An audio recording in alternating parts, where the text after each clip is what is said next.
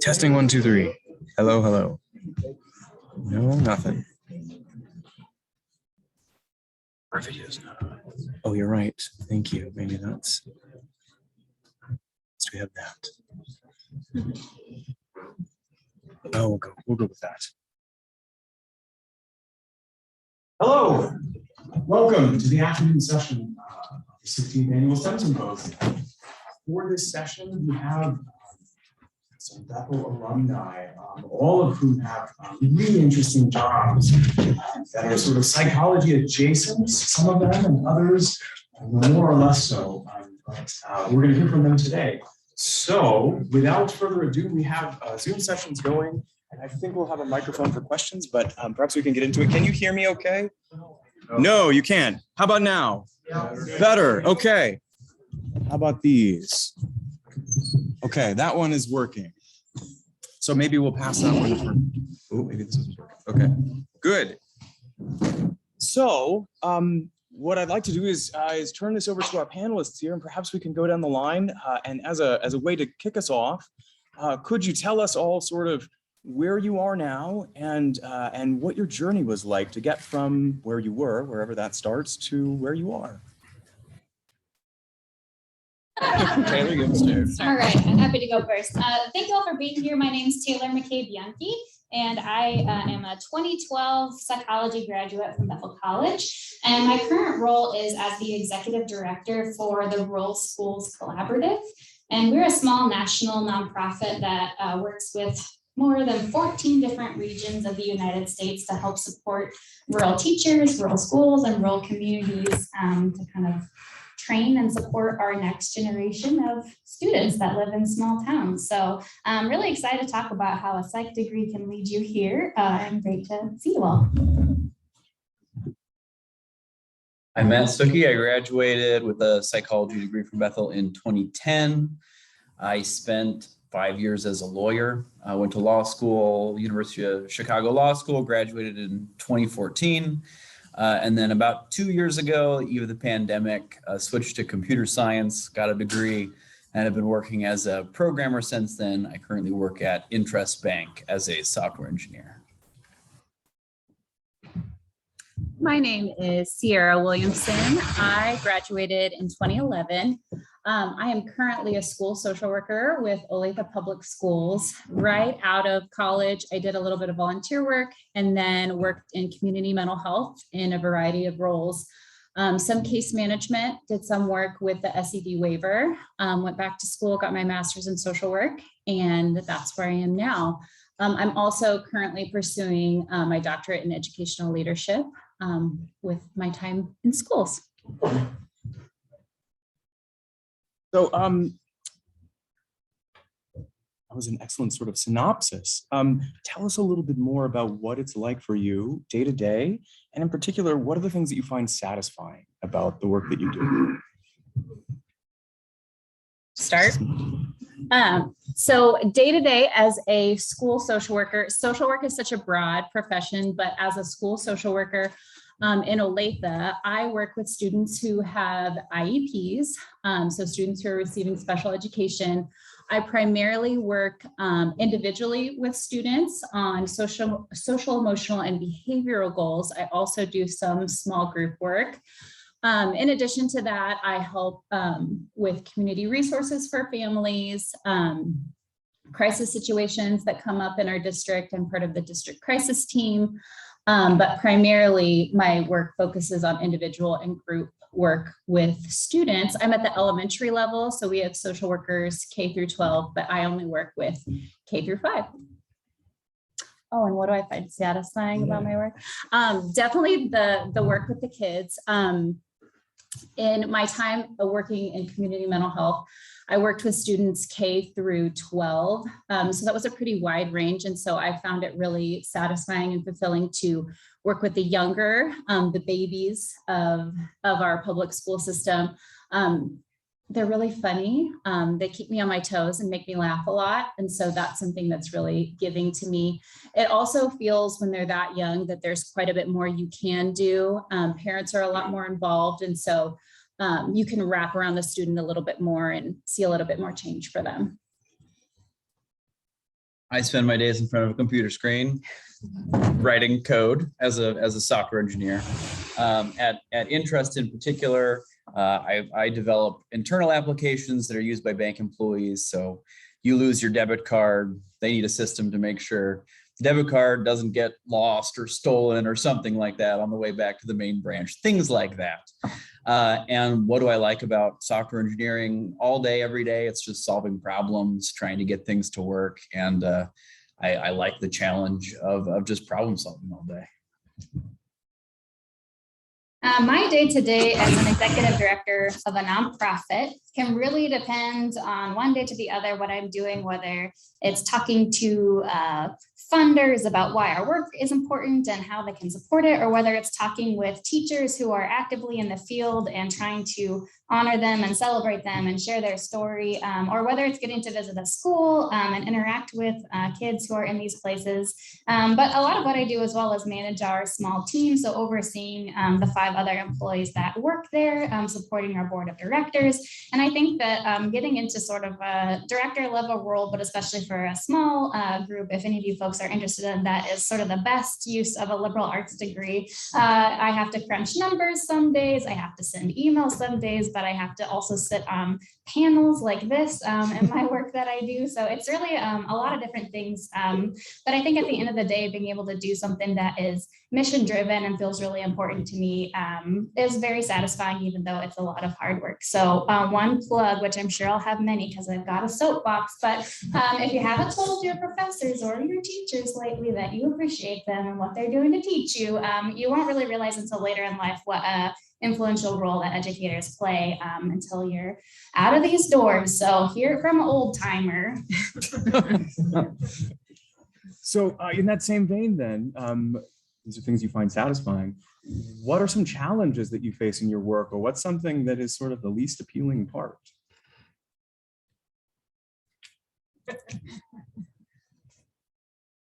I don't really have a least appealing part, to be totally honest. If you're interested in coding and it's fun, do it because it's the best job ever. I will say that I think, especially for some of us folks who have been in school for quite some time, you can get really comfortable in having a syllabus or a roadmap or a teacher to tell you, here's what you need to do to get the A. And then when you get into the career field, it's really a lot more around, here's a bunch of shades of gray, and you're going to have to make a good decision that you think will be the right one and will help you sleep at night. But there's never really a perfect solution to a lot of life's real problems. And going out on that scary ledge, especially early in your career, can feel really uncomfortable. But if you can kind of push past that discomfort, you'll start to learn a lot more about your own agency and all the things that you've learned throughout your time in school and from all the people that you've surrounded yourself with. So that can be both the challenge and the opportunity, is making a bunch of decisions in those shades of gray versus following a syllabus or having a right answer. Yeah, and I would definitely echo that in my work with teams at schools. I work with general education teachers, special education teachers, school psychologists, OT, PTs. It's just a variety of individuals. And I think that that is one of the most challenging parts of my job, is bringing all of those together and trying to see how they fit and how they'll work best for a student to make sure that student is successful in the best way. As a social worker, I think people assume that, I mean, I hope I'm a really good listener, but people assume that about you.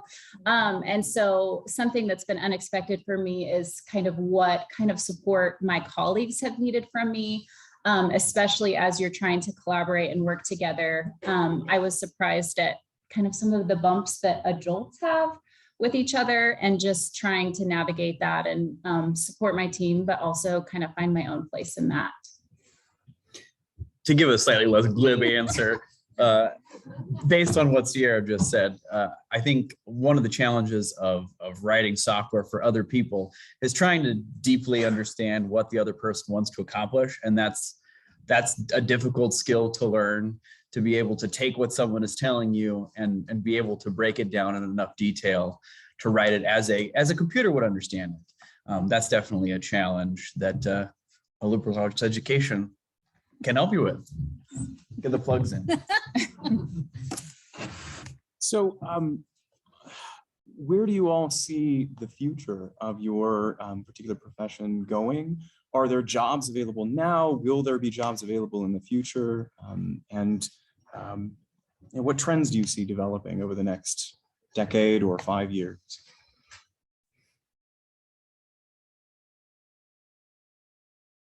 Start. Like I said, I went back to school, and so I'm working under my license in social work. That affords me a wide variety of paths in life if I were to so choose. However, I really, really love the educational setting. I've always been pretty comfortable there. And so that was something that I kind of had to learn along the way. And that in and of itself does have several avenues. Like I said, I'm back in school working on my dissertation for my doctorate in educational leadership. The opportunities with that background are very different based on the school system that you're in or the district that you're in. But I have found that schools are getting more on board with social emotional wellness, mental health, things like that. And that's a big passion of mine. And I do think that started here at Bethel through my psychology program. So for me, I don't know exactly what the future holds, but that's something that I care about and something that I want to pursue, and that I hope school systems will continue to provide job opportunities for that passion. I am by no means an expert in terms of the overall field of software development. Did the mic turn off? Just have to get a little bit closer.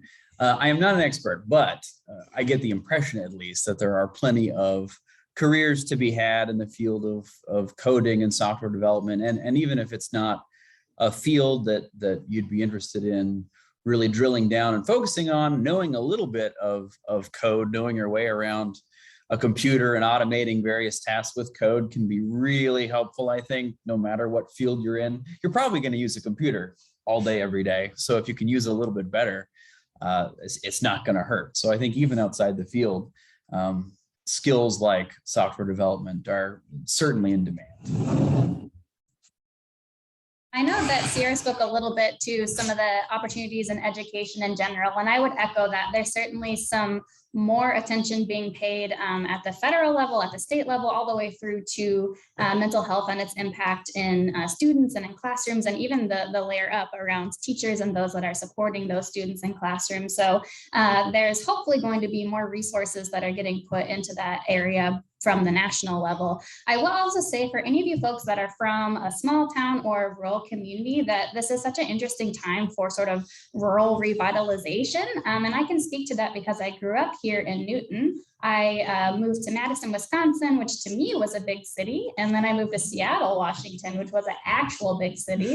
And then I moved back to rural Illinois, which is where I am right now to support this role. And I think that a big piece of that puzzle has to do with COVID, which you folks are all probably tired of hearing about and talking about, but that really has kind of changed the landscape for a lot of folks. And some of those big perks of being in a city, to me personally, started to feel not as worth, having that community, being able to know your neighbors, build authentic relationships. And that's something that you can get in small and rural communities that you can't get elsewhere.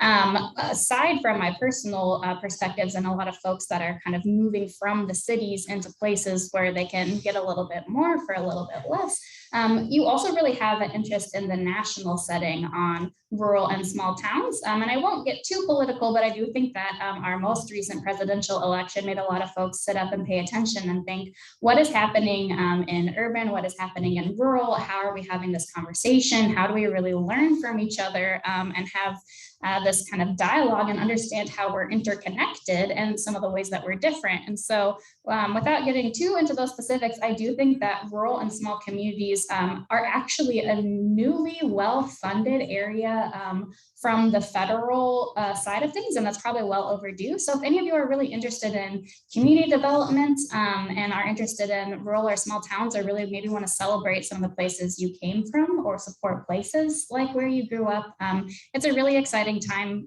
for young folks to think about some of the benefits that you might have being in that line of work. So thinking about your job specifically, could you talk a little bit about the kinds of skills that are critical for your particular role? What kinds of skills do you have to have? And maybe even you could speak to sort of hard skills and the soft skills, both of those elements. I can go first. I'm sure you've heard it 1,000 times, and it goes by many names, but critical thinking skills are obviously most important in any field probably, but in software development, I mentioned this earlier, the ability to think clearly about a problem in a way that you can break it down in precise enough details that even a computer can understand. That's remarkably difficult. We just sort of talk when we have ideas as humans, and we're not all that precise about what we mean. So that's a really difficult skill to learn. And in terms of soft skills, obviously being able to communicate with other people, all of the things that one is going to learn over the course of any sort of education, but in particular liberal arts education, that's all critical in software development. It's not just sitting in front of a computer, it's talking to people and developing the skills to understand those people well enough that you can actually get done what they want to get done.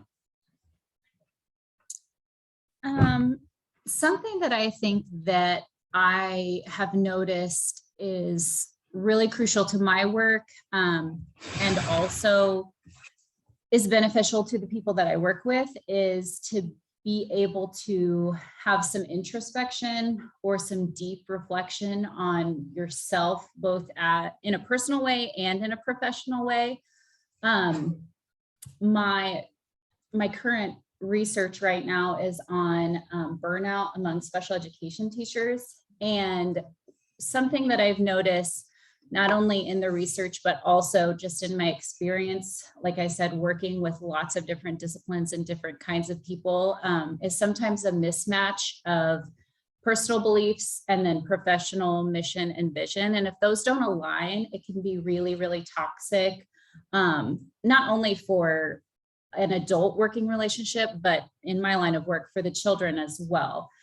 So I think that is a really, really important piece, is to have some of that really deep self-reflection and to know how to do it well, and to also surround yourself with people who are going to be honest with you and are going to be real with you about maybe some of your shortcomings, or to build you up to in a really real and authentic way on things that you do well. So.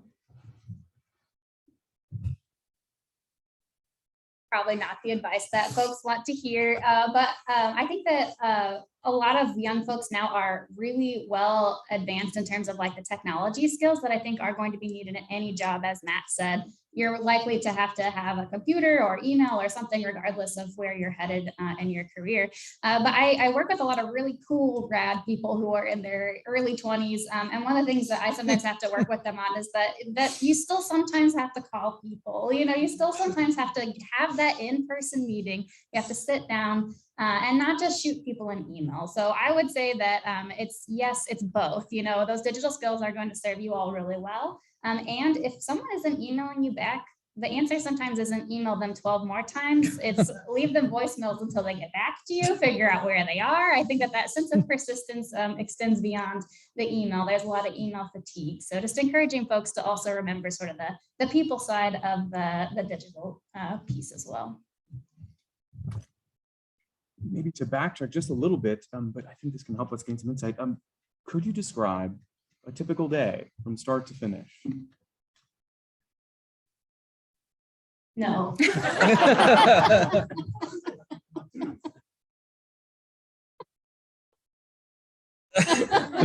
probably have a good. I do have a typical day, sure. Maybe 30 minutes, 45 minutes meeting with other software engineers, maybe 30 minutes talking to whoever I'm writing software for to clarify what do you actually want here as questions come up.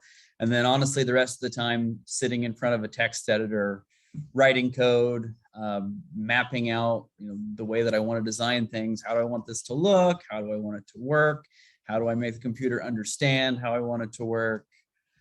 And that's my day. I'll try. So I'll just try to describe a typical day. Typically, I help welcome students into the building, check on some of my little ones who maybe have had a rough week, or we've received a parent call that something's happened the night before. So lots of that beginning of the day triage to make sure everybody's settled. Like I said before, I meet with students individually and in group settings. So that is definitely the bulk of my time, is that face-to-face time with kids. I might have some IEP meetings sprinkled in there. We have parents come in, and sometimes I do social histories with them, gathering information about their background and what has happened with a child up to this point. I also help with other kinds of social emotional assessments. There might be some kind of crisis several times throughout the day where a teacher needs help with a student who is really dysregulated and maybe needs a break or needs a walk around the building. What else? A parent might call and maybe their house flooded and they really need a couple new mattresses and a new couch just to get them through the week. So some resource acquisition. What else? I might find a teacher crying in my office sometimes. That happens. But a lot of just kind of in the moment stuff. I do have set assigned times for students, but a lot of the rest of the time is really on the fly and whatever comes up throughout the day. Well, how about an atypical day? Okay, yeah, sorry, I will hear this other shot. We each get one glib answer, and I got his first, so I've got mine. No, I think that being in the nonprofit industry, especially a small nonprofit, you'll find that the other duties as assigned can really take over your day in one way or the other. But if you all are interested in sort of a director level role, often that is the name of the game is sort of zooming out and zooming in. So zooming out might be, okay, we need to think about our fundraising. Like, how are we going to invite new people to our work to continue to sustain our mission? Then you might be zooming way in where your communications coordinator says, gosh, this email I'm trying to send out needs to be proofread. I'm not sure how to word this. Can you wordsmith? And so you're kind of in there editing an email. I mean, it's really zooming all the way into the nuance of the work and zooming all the way out to sort of that strategic big picture level. But a lot of my work is really people centric. So in addition to supporting my employees, it's getting out, it's meeting with our partners, it's hearing from teachers firsthand. What are you thinking about? What should we be thinking about as an org that is built to support you? You know, what should our board members know about the work that we're doing, and what are the challenges that they can help us with? So a day in the life does have to do with a lot of meetings, both in person and virtual, but it's all really about that level of microscope. Are we zoomed in on, you know, editing this one email, or are we zoomed way out looking at our 3-year strategic vision for keeping our business going? So that's what I meant by no. Each day is a little bit different. And thanks for the time to think about a better, more thoughtful answer. You're welcome. Fair. So, so as you look back at your time at Bethel, what is one thing that sort of you take from that time to now that's useful to you? Or what would you say about your time here? I have to give a shout out to Dwight, of course, because he's part of why I'm here. But I remember one lecture I had in one of Dwight's classes was all about the importance of being interdisciplinary. And I think that you'll find that no matter what career you go into, and maybe with the exception of coding, but I imagine you still do a fair bit of talking to people in addition to coding, that you kind of have to flex a lot of different skills going in. And so knowing how to do just one specific thing really well won't take you very far.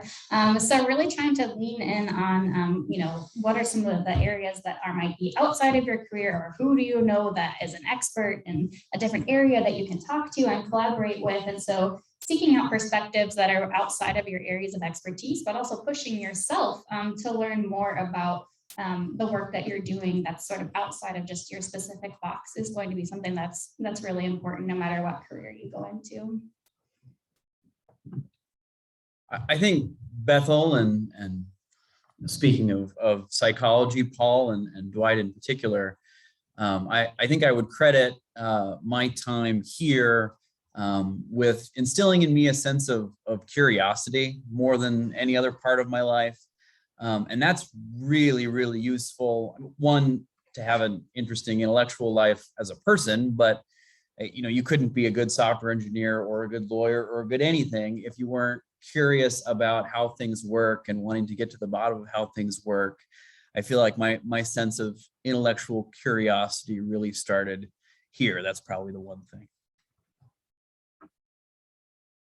Definitely thinking kind of in the realm of what Taylor talked about. But I would add that, so I always, like, I've called my mom about this a million times. I always feel like she was the one who taught me how to write, but I would definitely credit Paul and Dwight for like really making me figure it out, and have data and research to support it. That has been something that has been crucial to my success in my master's program, in my graduate program now, to be able to support what you're talking about with facts that's based in science.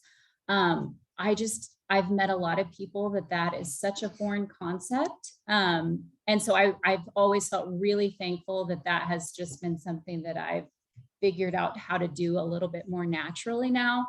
And even within the school system, and I get tired of it too, but like everything is about data. Like it really is. And if we have data to support something, we can make change for students, we can make change for systems, we can do the work that needs to be done. And so to see that kind of exemplified in these two individuals, and then also for them to push me to do that every single paper and on every single test, really, really good practice for life. I don't know that I expected it to be, but it's been good. So if someone out here wants to pursue a career that follows your path, how do they get from where they are to where you are? What kinds of things do they need to do? There's definitely a traditional path to get into nonprofit administration work. So you certainly can go and get your master's in nonprofit administration. I think that what I have found most interesting about my career trajectory is, and that I would just encourage you all to sort of follow what you're interested in and see what comes out of that. So even if you try a job or a career and it's not something that works out, you learn about what did I like about this? What did I not like about this? Maybe I learned some skills that I can take on forward. And so I never really set out to become the executive director of a nonprofit, but by following things that I was excited about and interested in, eventually I landed this really great opportunity. So I think that there's both a traditional path, but don't be nervous if your path doesn't follow that very linear, this piece of education now, this piece of education now, career. And it's also allowed me to try some hats on and find out that I didn't like them at all. And that is good too. That's just a part of the process. So I know that's kind of a non-answer, but I think that if you stay open to opportunity, stay true to yourself about what you're interested in and what you like and what you don't like, that it's okay to keep trying on things until you find something that feels like a good fit, whether or not it's what your major is. And your major might secretly help you. And that's why I'm here. I think Taylor's very, very right in that there's a social work program here at Bethel. I considered that route for sure. At the time, I thought I was going to be a child psychologist and I worked in mental health, and that was not the route for me. Again, getting back to what I talked about earlier, you really have to look at your personal values, your professional values, and what is going to work for you as a person. And that wasn't an avenue that was super great for me. I love the work, love the people I worked with, love the kids. Wasn't great for me as a person. So that's why social work kind of came back into my life as an idea. I wanted to get back in schools in an educational setting. And so I don't think I necessarily expected to get there, but here I am. So if you want to be a software engineer, first get a degree in psychology, then get a law degree. The nice thing about software engineering is you can try it for virtually no cost. Google Learn to Code, and you'll find a billion things that you could use to just experiment with, to see if it's something that you like. And a lot of software engineers are self-taught. You could get a degree in computer science, but you don't have to. It goes back to curiosity. Look for a resource. There are tons, and see if it's something you like. And if it is, you can teach yourself with the computer and the internet. To follow up, is there anything specifically that you gleaned that has been secretly helpful to you from your psychology degree? I learned persistence. I don't know if there are any psych folks out there now, but it's a lot of work. And I think that learning to persist through challenges is something that will pay dividends. But really, aside from that, I think part of the reason why I was drawn to psychology originally is because it's all about people and why do we work the way that we do. And I think that has continued to be so helpful to me in growing in my own career, is figuring out how do relationships work? How might I say one thing, but with someone it lands differently than I expected? What are some of the things that are biologically and physiologically happening when I feel like I want to give my board member a piece of my mind? It's like you really have to learn how to both take care of yourself, but also to really tend to those relationships all around you. And so I think for me, that's really why psychology was a degree that I'm interested in. And I really do think about those driving forces of what makes people tick, what makes them connect, why do people do what we do, to really help me both personally and in my work. And I think that that's invaluable from a psychology degree.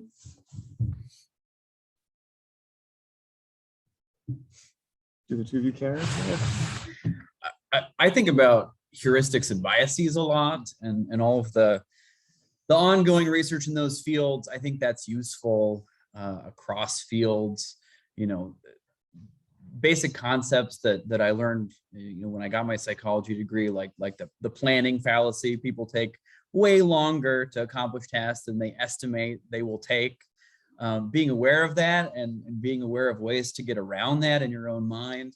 Not that I'm good at it, I'm sure I'm not, but at least being aware of that, I think is it's both really interesting, kind of introspecting on your own life and how you're biased as you go about your day, but it's useful across careers too.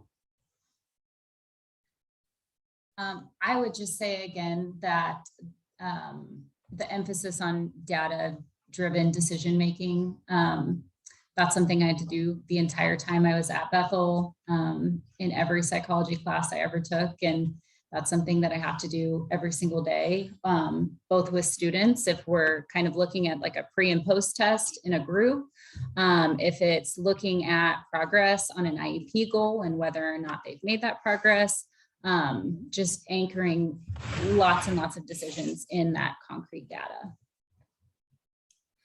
I can't believe no one mentioned how useful it is to be able to tell your spouse in an argument, oh, that's what this phenomenon.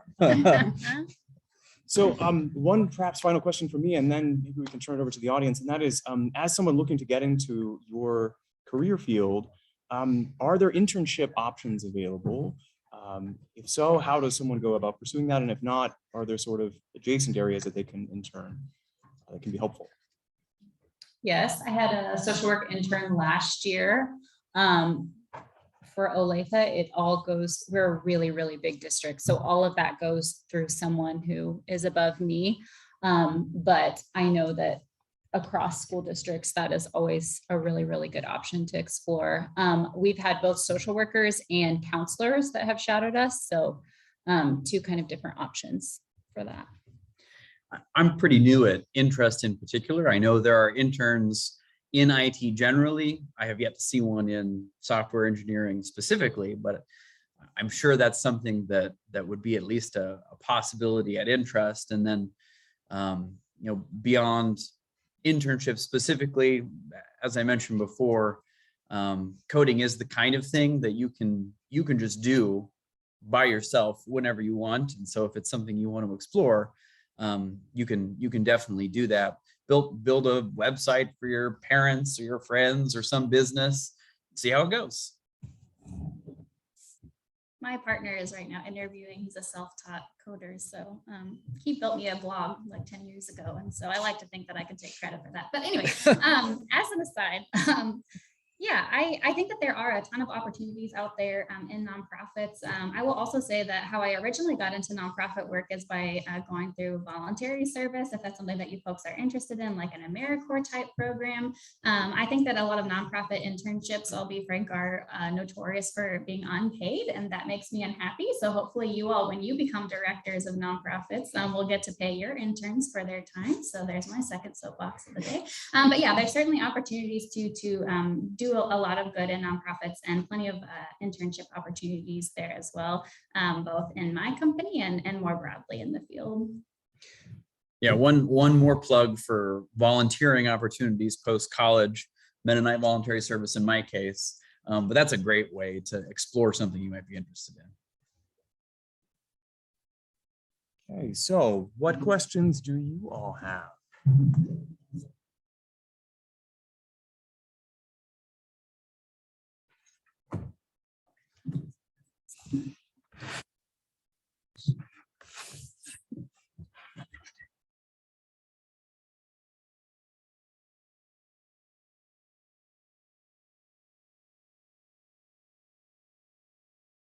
Thank you guys for being here today.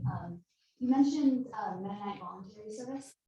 I was just wondering what you did and what role you played within that.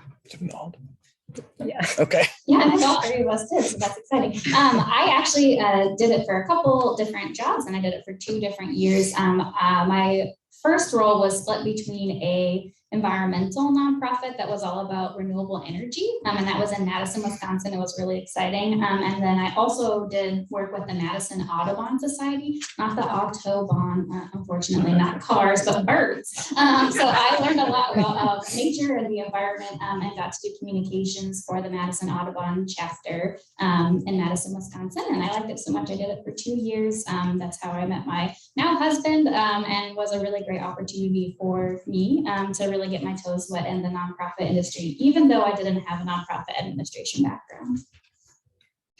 I did Mennonite voluntary service in Seattle for a year as a paralegal at a place called the Legal Action Center, mostly defending against unlawful evictions and working with landlord-tenant work. And I did MVS in Kansas City with an agency called the Migrant Farm Workers Project. So we worked primarily with migrant farm workers in the Missouri area, rural Missouri, mostly apple picking. And so my main role was helping with after school programming for a lot of the children that would come in and come out throughout the seasons.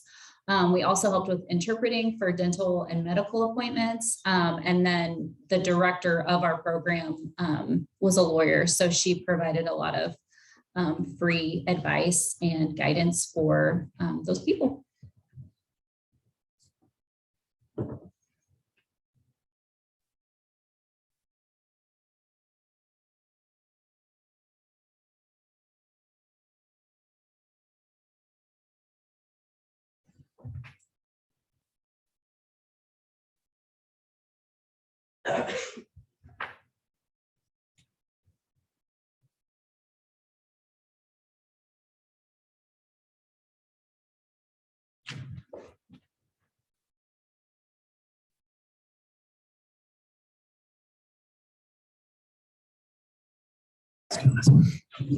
I got an easy question. What course do you wish you had taken at Bethel? Or did you take all the courses?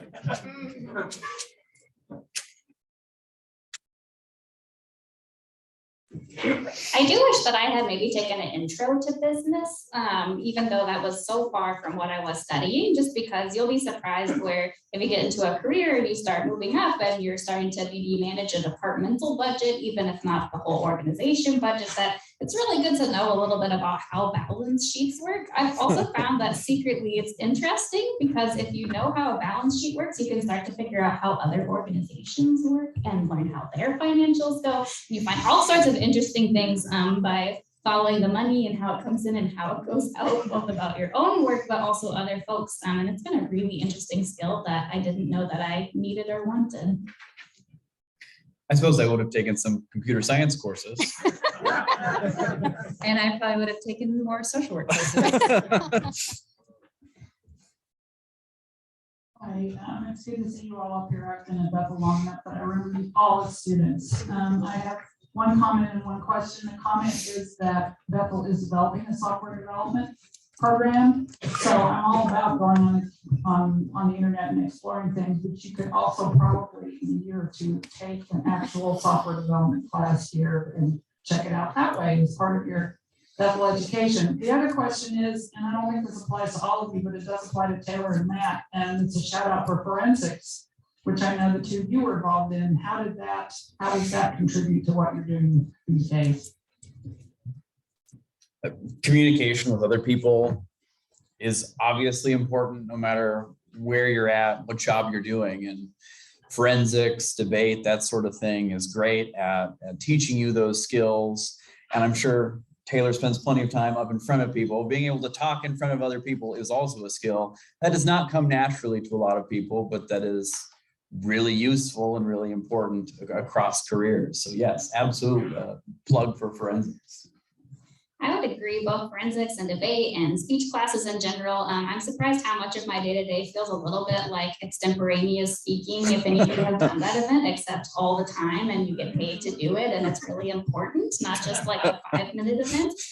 So yeah, I definitely think that learning how to think on your toes, but also really be thoughtful when you might not have all the answers and ask questions. It's so good to go outside of your comfort zone, and you do get better at it the more you do it. So pushing yourself outside of those comfort zones is definitely something that you can learn in both debate and forensics and a lot of other extracurriculars. But those are good ones, particularly for the field that I'm in now. It's how to do good public speaking when you're a little bit nervous in front of a lot of people.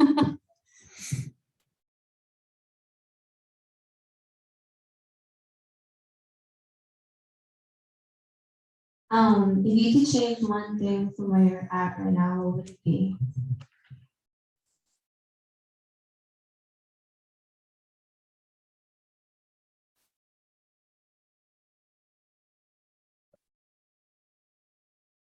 In my role, so I am split between 3 different buildings, and I would love to just be in one. I really, really love what I do. I love the kids that I work with. And sometimes it feels like I am doing them a disservice by not being as available as I feel like is appropriate for their needs. So that would be a major change I would make in my role, is having social workers in every building, not spread thin across several.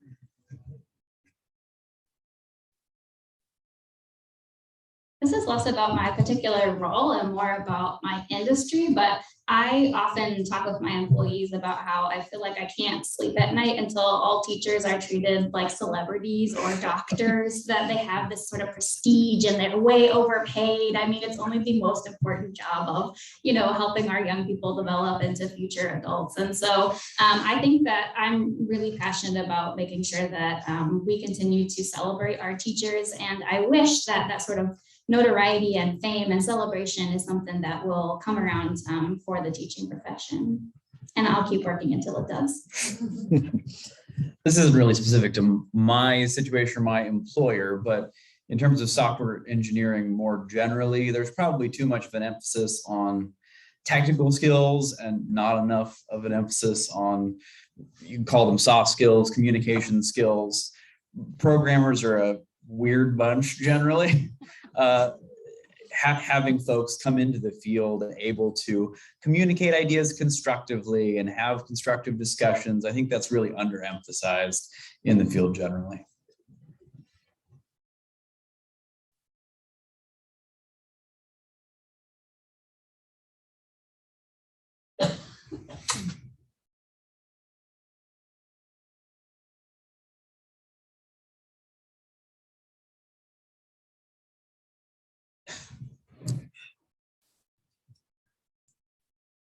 Speaking of to be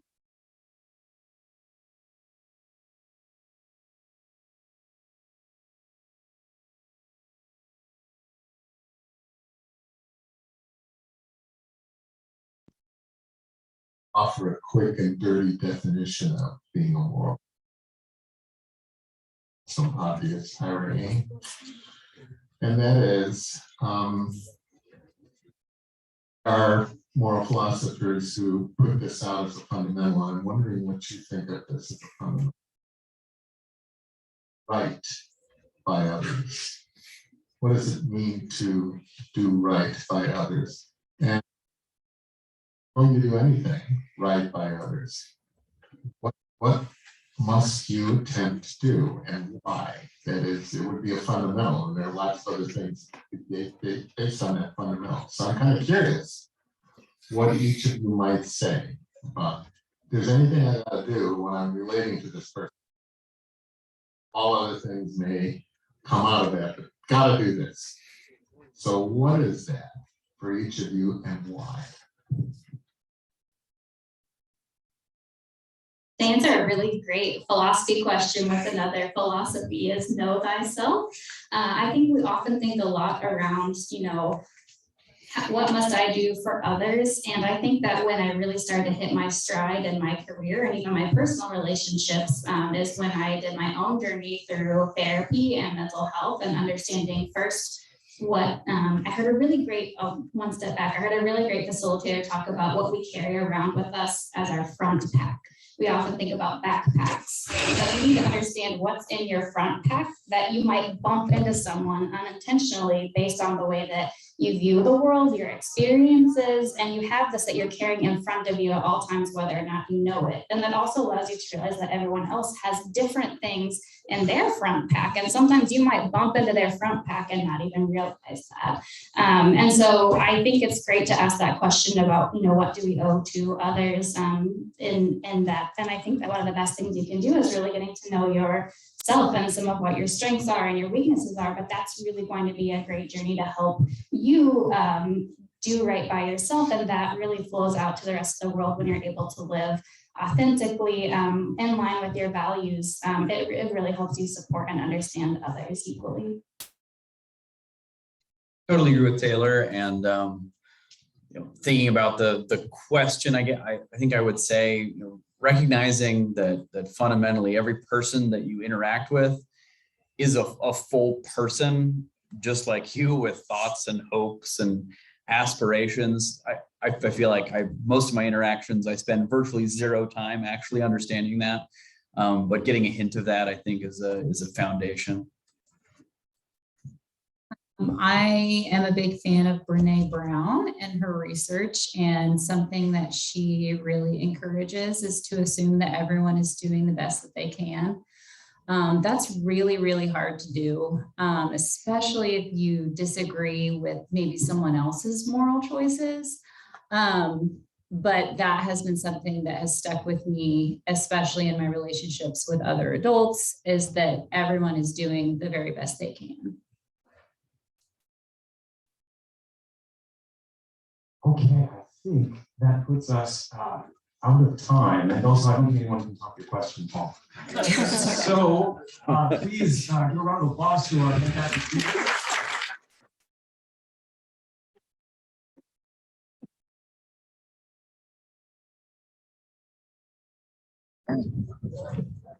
I feel like we should go team. I know. Okay. Put your hands in.